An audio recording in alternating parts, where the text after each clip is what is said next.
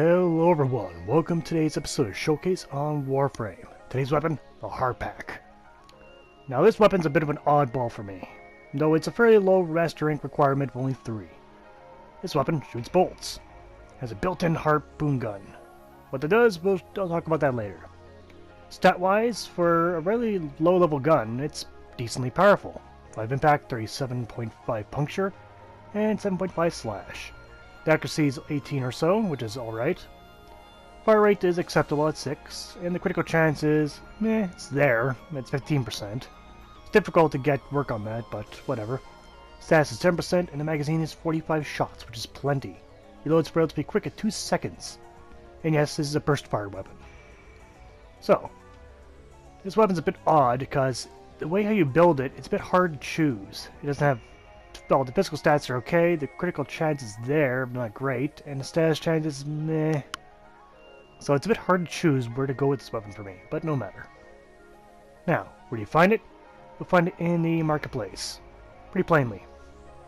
And to build it, you'll need a couple things, but mainly all of it's pretty affordable. Credit-wise, it's okay. Argon crystals, don't know why it needs argon crystals.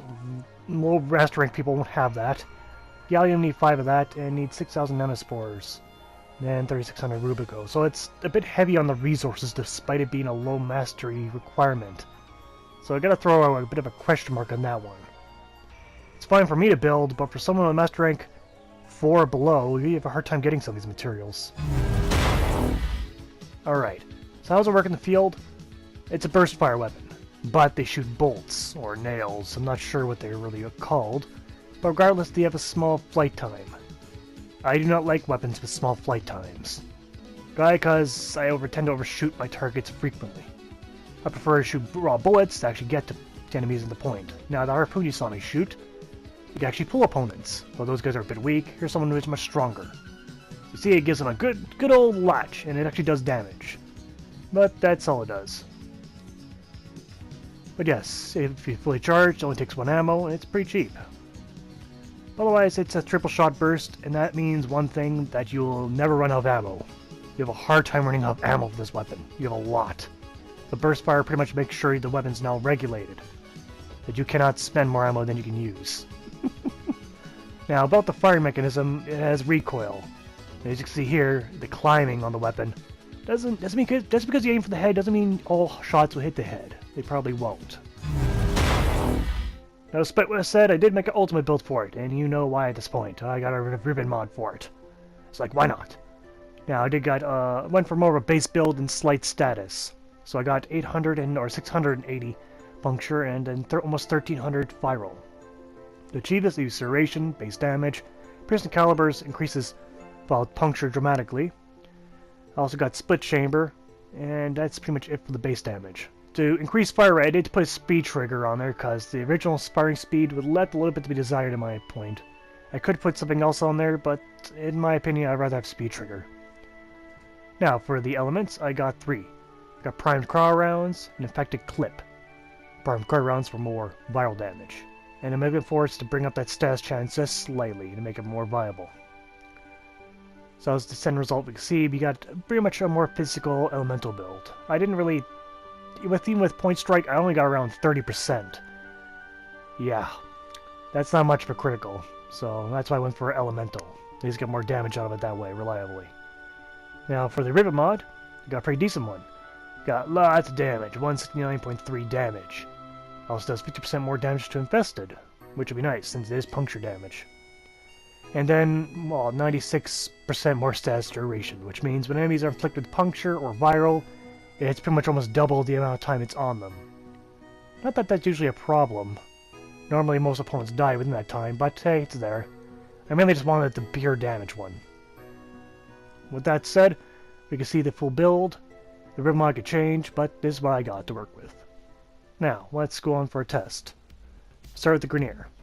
It's mainly geared to fight the Grineer, so I'll take 8 of them. And we did fight him at level 60, but I'll take him up to level 70, because 60 was still too easy. 70 is kind of the golden area in my opinion.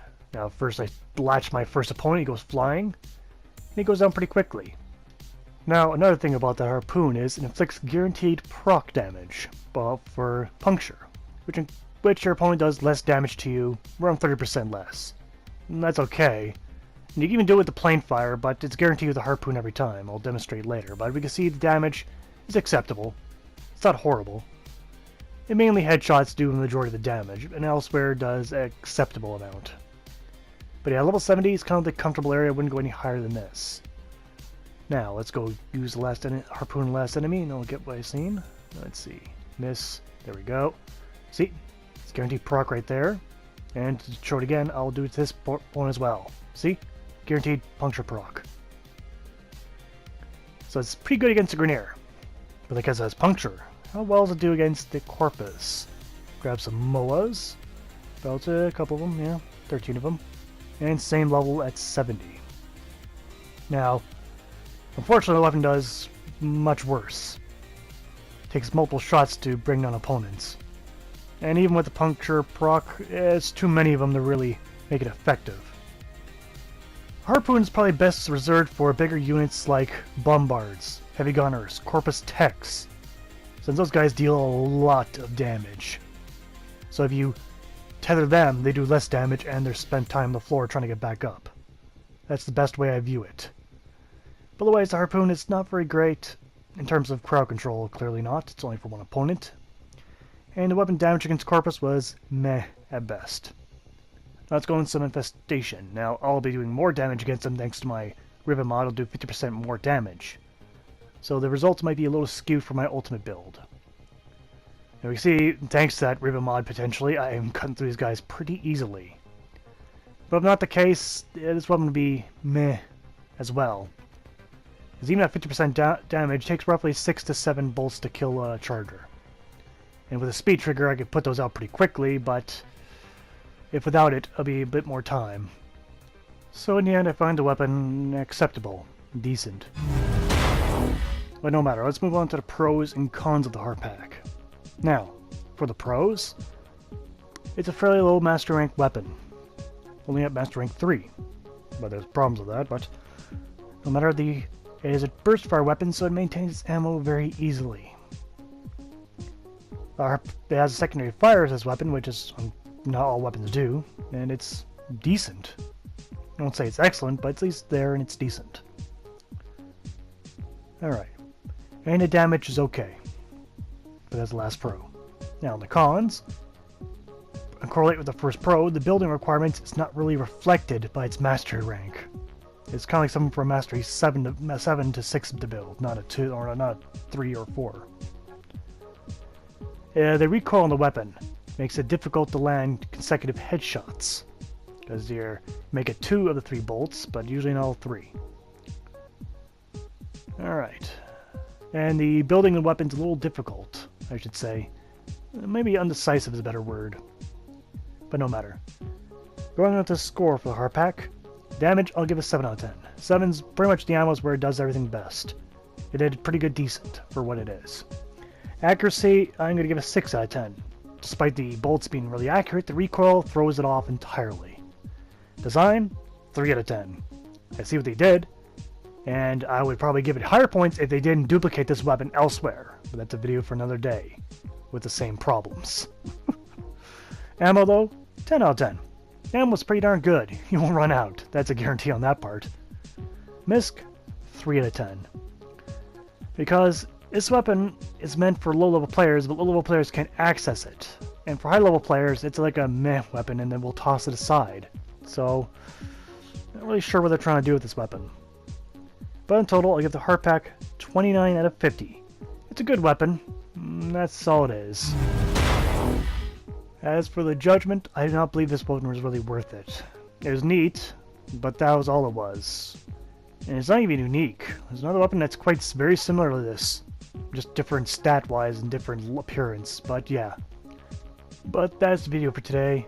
It's okay, but oh well. Now, thank you all for watching. I hope to see you guys next time. Take care out there.